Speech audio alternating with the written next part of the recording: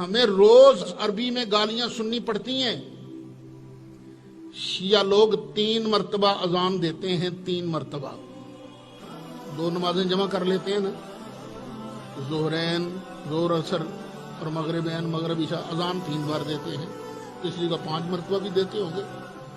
اور اس میں عربی میں ایک گالی دی جاتی ہے صحابہ کرام کو، اشہد ان امیر المؤمنین و امام المتقین و قاتل المشرکین و غیظ المنافقین علی ولی اللہ وصی رسول اللہ و خلیفتہ بلا فصل۔ یہ جو لفظ ہے نا خلیفتہ بلا فصل، یہ عربی زبان میں حضرت ابو بکر کو گالی ہے، حضرت عمر کو گالی ہے، حضرت عثمان کو گالی ہے۔ تم نے اگر اپنی اذان دینی ہے تو اپنی امام بارگاہوں میں اذان دو، لیکن یہ لفظ کہتے وقت سپیکر بند کیا کرو۔ یہ ناقابل برداشت ہو چکا ہے تم جو گالیاں دیتے ہو صحابہ کرام کو۔ میں گواہی دیتا ہوں جو اذان کی ان کے کلمات ہیں، حضرت علی نبی کریم علیہ السلام کے بلا فصل خلیفہ ہیں، بغیر فاصلے کے۔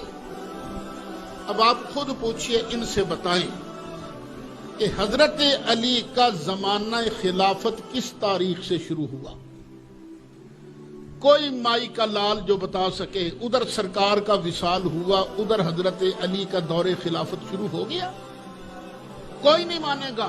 حضرت علی کا دور خلافت شروع ہوتا ہے حضرت عثمان غنی کے بعد سے، جب حضرت علی یہ مرتضیٰ کے ہاتھ پر شورا نے بیعت کی، اس کے بعد حضرت علی کا دور خلافت شروع ہوا۔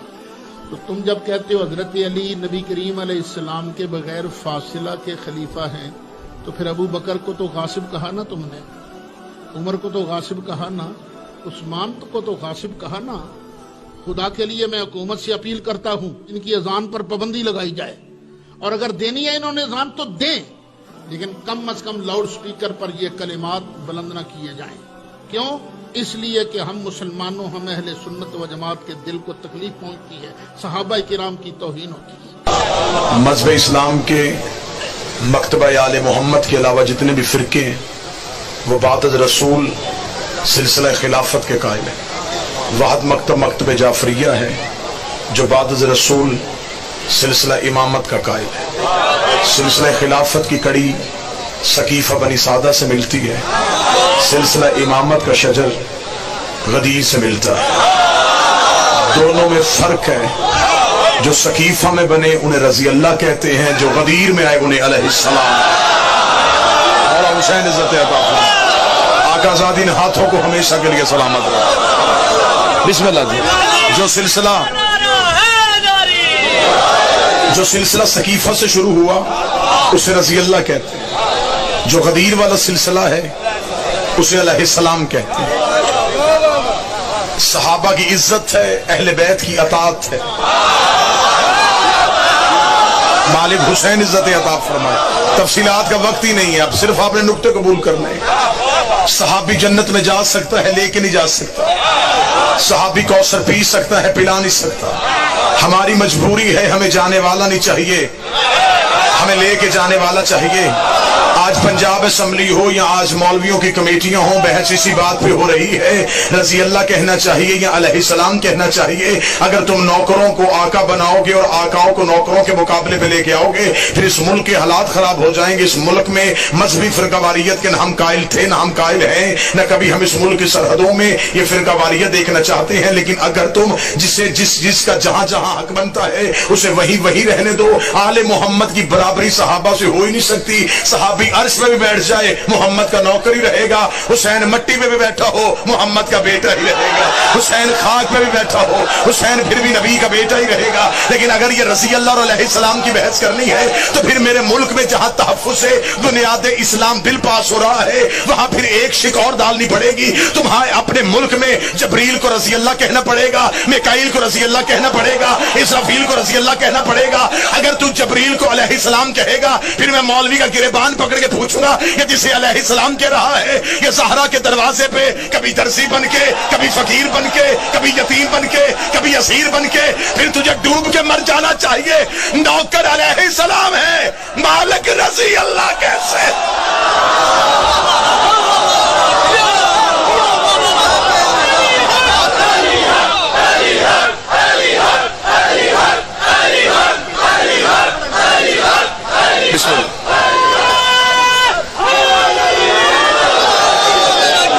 اب شیعہ قوم محسن کا شلوک نہیں.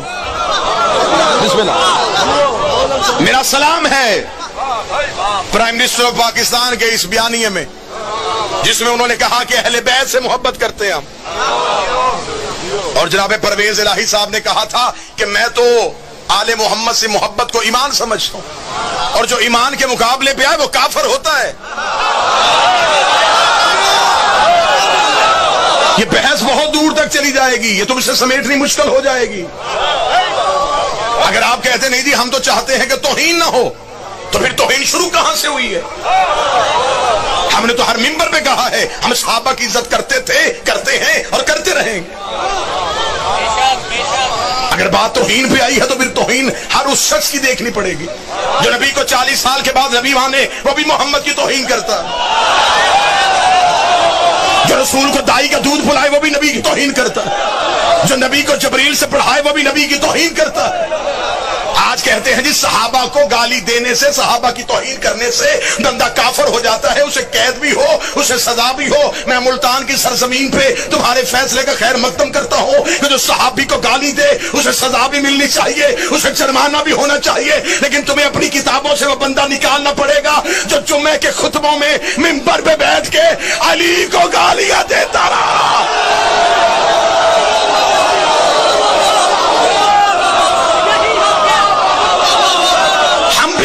نہیں.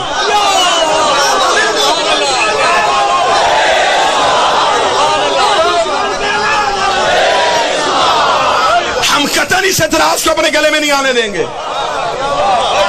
ہمیں پہلے یہ بتاؤ کہ معیار کیا ہے.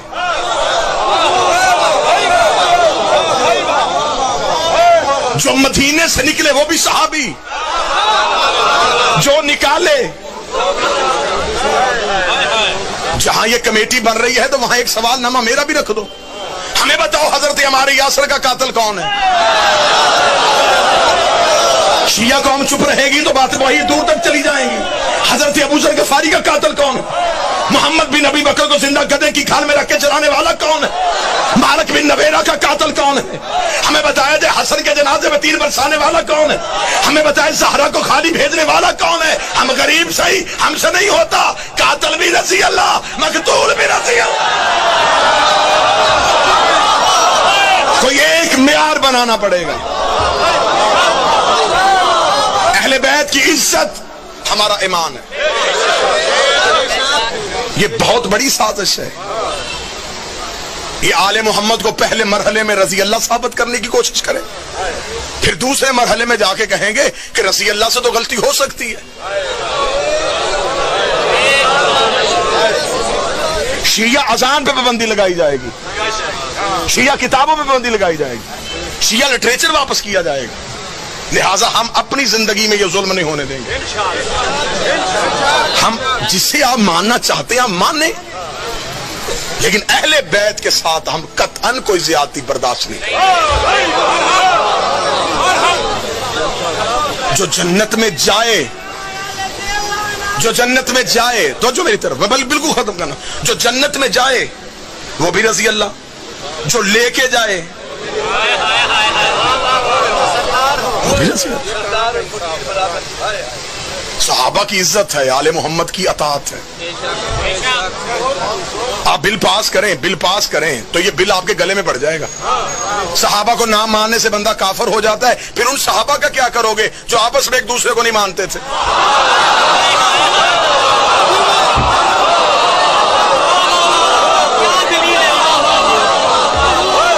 بھائی جنگ جمل میں کون تھے؟ سفین کون تھے؟ یہ مسلمانوں کے گروہ آپس میں لڑ رہے تھے نا. پہلے ان کا فیصلہ کرو. لہذا جس طریقے سے اس ملک میں مراحل چل رہے ہیں ویسے چلنے. آپ صحابہ کے نام پہ مسجدیں بنائیں، آپ صحابہ کے نام پہ روڈ کے نام رکھیں، آپ مدرسوں کے نام رکھیں، ہمیں کوئی تم سے لڑائی نہیں. لیکن کبھی بھی آل محمد کی برابری صحابہ سے ہو ہی نہیں سکتی. آپ صحابہ سے محبت کرتے، پہلے صحابہ سے تو پوچھ لیں کہ وہ خود اہل بیت سے برابری کرتے تھے. اسے کہتے ہیں شاہ سے زیادہ شاہ کے وفادار بننا. بھئی آپ پہلے صحابہ کے آپ سپاہی بن رہے ہیں، پہلے ان سے تو پوچھ لیں. اگر تو صحابہ نے زندگی میں اہل بیت کی برابری کی ہے پھر آپ کروائیں. لیکن اگر آپ کہیں کی ہے تو پھر کتابوں سے واقعات کہاں نکالو گے؟ جب ایک بہت بڑے بندے کے بیٹے کو میرے مولا نے کہا تو میرے نوکر کا بیٹا ہے،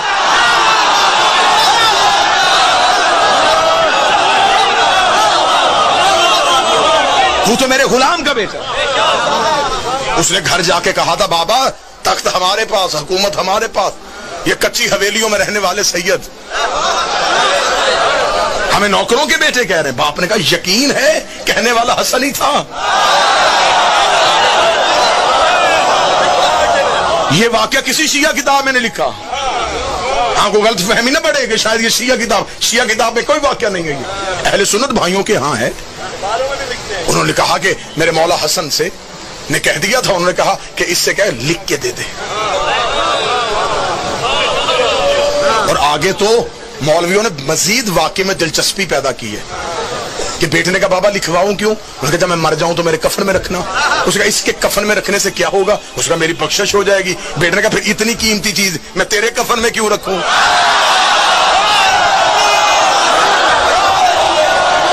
جب بخشش ہی ہونی ہے تو پھر میں اپنے کفن میں رکھ لیتا.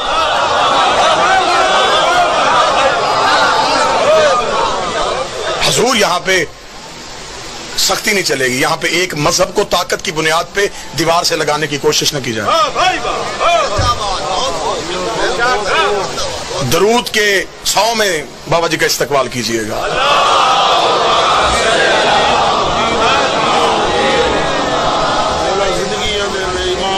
بسم اللہ. بابا جی اجازت سرکار. اللہم صلی علی محمد.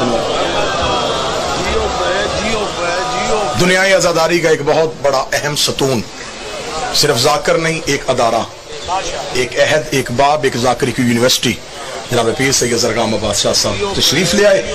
ان کی شمولیت میری قرارداد کی نمائندگی بھی ہوگی اور ان کی دعا بھی ہوگی.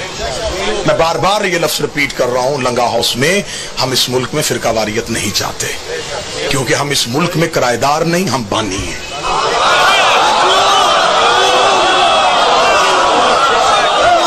یہ اس محمد علی کا پاکستان ہے جس نے 21 رمضان کو ملکہ وکٹوریہ کی دعوت یہ کہہ کے ٹھکرا دی تھی کہ آج میرے مولا کی شہادت کر دے.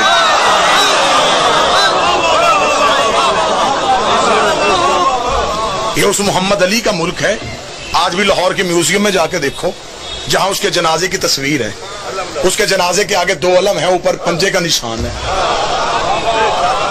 وہ محمد علی جناح، اس کا مذہب شیعہ تھا، اس کا نکاح شیعہ عقیدے پہ پڑھا گیا، اس کا جنازہ شیعہ عقیدے پہ پڑھا گیا. وہ جس نے سب سے پہلے دولت پاکستان کے خزانے میں جمع کروائی تھی وہ راجہ صاحب محمود آباد، ان کا مذہب شیعہ تھا، وہ حسینی تھا. اس ملک میں دولت بھی ہماری لگی ہے، محنت بھی ہماری لگی ہے. لہٰذا ہم یہ نہیں چاہیں گے کہ یہاں چند بدماش اٹھے. درود سارے ذات مل کے بلند آواز سے قیدوں کا آزاد کرنے کا نام مانا تھا. مولا سجاد کا اگلا جملہ شام کی دیواریں کانپ گئیں. سجاد رو کے کہتے مجھے بتا میں جاؤں کہاں. رہائی ہمیشہ اس سے سلگتی ہے جس کو دروازے پہ کوئی لینے آیا ہو. سجاد رو کہتے میں کہاں جاؤں؟ کہنے لگا مدینہ. سجاد رو کہتے کون سا مدینہ؟ جہاں اکبر ہوتا تھا، جہاں میرا چچا عباس رہتا تھا، جہاں میرا بابا حسین. وہ کمینہ تو نے میرا مدینے میں چھوڑا کیا ہے؟ تو نے میری ماں کی حویلی برباد کر دی. یہ ملعون دے کہتا جہاں بھی جا شام چھوڑ. گلیوں میں ماتم کرنے والا جملہ پڑھنے لگا. مولا سجاد رو کے کہتے ہیں تو نے میرے بابے سے بیعت مانگی، ہم نے نہیں کی. جب ہم نے تیری بیعت کی نہیں تو میری قیدیں آزاد کیوں کر رہا ہے؟ جب ہم نے تیری بات تسلیم ہی نہیں کی تو ہمیں آزاد کیوں کر رہا ہے؟ یہ وہ درد ہے شاید ممبر کی زبان سے پہلی بار نکلے. مولا نے فرمایا کیوں قیدیں آزاد کر رہا ہے؟ یہ کمینہ دے کہتا مجھے تیری بہن کے رونے کی آواز ختم کر گئی. وہ جسے چند دن پہلے دفنا کے آیا تھا نا، اس کے رونے کی آواز اب بھی میرے محل میں آ رہی ہے. میں آدھی آدھی رات کو اٹھ کے روتا ہوں، کبھی وہاں بیٹھی ہو رہی ہے، کبھی وہاں بیٹھی ہو. اس کے رونے کی آواز مجھے سونے نہیں دیتی. مجھے ایسے لگتا ہے کہ میرے اوپر عذاب آ جائے گا، چھت گر جائے گی، آسمان پھٹ جائے گا، زمین مجھے نگل لے گی، جتنی جلدی ہو سکے شام چھوڑ۔ مولا سجاد نے کہا پھر فیصلہ میں نے نہیں کرنا۔ کہنے لگا کون کرے گا؟ سجاد رو کہتے وہ جو زندان میں بیٹھی ہے۔ مولا دیکھے کہتا تو بیٹا نہیں حسین کا؟ سجاد دیکھے تو میں بیٹا ہو کے وارث نہیں، وہ بہن ہو کے وارث، وہ شریکت الحسین ہے۔ دربار سے واپس آئے، زندان میں سجاد پہنچے، ریت کے مسلح پہ بیٹھی تھی علی کی نمازی بیٹی، ماں کے قدموں پہ ہاتھ رکھتا، اما یزید قید آزاد کر رہا ہے، سجدے سے سر اٹھا کے کہتی اس سے پوچھ شام کی عورتیں تھک گئی ہیں؟ جس نے ہائے کہا ہے بی بی تیرا ہائے قبول کرے، اس سے پوچھ شام میں پتھر ختم ہو گئے۔ اما وہ کہتا ہے کہ سکینہ کے رونے کی آوازیں اسے سکون نہیں لینے دیتی۔ بی بی رو کہتی نا سجاد، میں حسین کی بہن ہوں، علی کی بیٹی، میں نے 2 اماموں کے ساتھ وقت گزارا ہے، پھر میں نے 2 امام بچا کے مدینے واپس لے کے جانے ہیں۔ سجاد مجھے پتا ہے میرے بھائی نے اس کے باپ سے شرطیں منوائی تھی، تو بھی شرطیں منوا، تاکہ مورخ لکھے علی کی بیٹی شرطیں منوا کے اٹھی۔ مولا سجاد کو بی بی نے شرطیں بتائیں، سجاد دربار میں آئے، ملعون میری ماں کی شرطیں۔ کہہ لگا کون سی شرط؟ مولا سجاد کے بعد آئی شہداء کے سر واپس چاہیے۔ اسے کہا چھوٹی شرط دیتا ہوں۔ مولا سجاد نے کہا دوسری شرط، شام میں ایک مکان خالی چاہیے۔ کہنے لگا رہنا نہیں تو کرنا کیا ہے؟ سجاد رو کہتے میری ماں کہتی ہے میری صف بھائیوں کی ماری گئی، مجھے رونے کسی نے نہیں دیا، شام ایک مکان خالی کروا، شام کی عورتیں جنہوں نے مجھے پتھر مارے ان سے بلا، میں ایک بار انہیں بتاؤں میں باغی کی بہن نہیں، میں نمازی کی بہن ہوں، مجھے شام میں ایک مجلس پڑھنے دو۔ وہ جو پہلی بار شام میں مجلس پڑھی تھی نا، یہ مجلس اسی کا فضل، اسے کا مکان دیتا ہوں۔ مولا کی آواز ہے بشیر ابن جزلہ مہاری ہونا چاہیے، مل جائے گا، 3 اونٹ ہونے چاہیے، دے دوں گا۔ آخری شرط کہنے سے پہلے سجاد روئے۔ میں غیر سید ہوں، علموں کے درمیان کھڑا ہوں، میری ہمت نہیں پڑ رہی کہ میں اتنے بھرے مجمع میں وہ شرط کیسے پڑھ دوں۔ جب آج 1400 سال کے بعد ایک ماتمی کی ہمت نہیں پڑ رہی، اللہ جانے سجاد سے جملے کیسے نکلے۔ جب سجاد روئے یہ کمینہ دیکھا تھا تو انہیں 4 شرطیں کہیں، میں نے چپ کر کے مان لی۔ کون سی ایسی شرط ہے جو تجھ سے کہی نہیں جا رہی؟ سجاد نے با کر کے سر پہ ہاتھ رکھ کے رو کے کہا مجھے میری ماں کا برقع واپس، مجھے خیموں کا لٹا ہوا مال واپس۔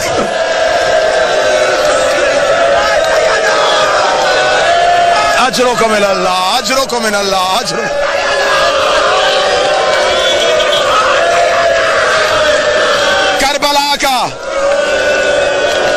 کربلا کا لٹا ہوا مال واپس۔ اس کمینے نے جو جواب دیا ہے اس جواب سے بھی کربلا تک حسین کی قبر ہل گئی۔ یہ کمینہ کہہ کر مار کر 36 ملکوں کی فوج نے لوٹا تھا زینب کا خیمہ، جس کے ہاتھ جو آیا وہ لے کے چلا۔ زیادہ درد پڑھوں گا یا میرا جگر پھٹ جائے یا مجمع میں کوئی مر جائے۔ 3 اونٹ لے کے سجاد زندان کے دروازے پہ آئے، اماں چل واپس چلے۔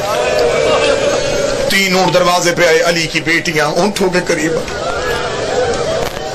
میری عالیہ سجاد کے قریب آ کے سجاد ہم کہاں جا رہے؟ آخری 1 منٹ۔ سجاد رو کہتے اماں مدینہ، بی بی رو کہتے نا سجاد میں نے مدینے نہیں جانا۔ اما پھر کہاں جائیں؟ یہ بہنوں کے حصے کا جملہ۔ بی بی رو کہتی سجاد کو بیٹا پردیس میں چھوڑ کے نہیں جاتا، میں بیٹی پردیس میں چھوڑ۔ سجاد اگر ہو سکے مجھے ایک بار سکینہ کی قبر پہ لے جا، سجاد میں ایک بار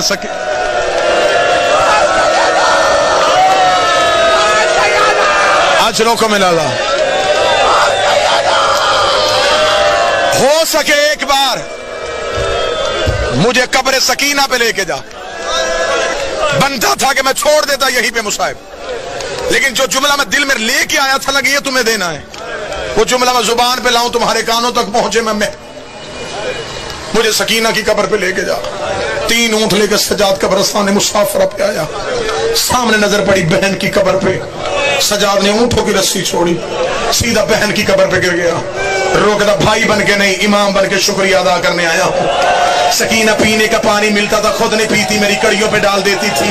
सकीना रोज मेरे पांव चूम के पूछा करती थी परिंदे घरों को जाते हैं, कभी हम भी मदीने जाएंगे।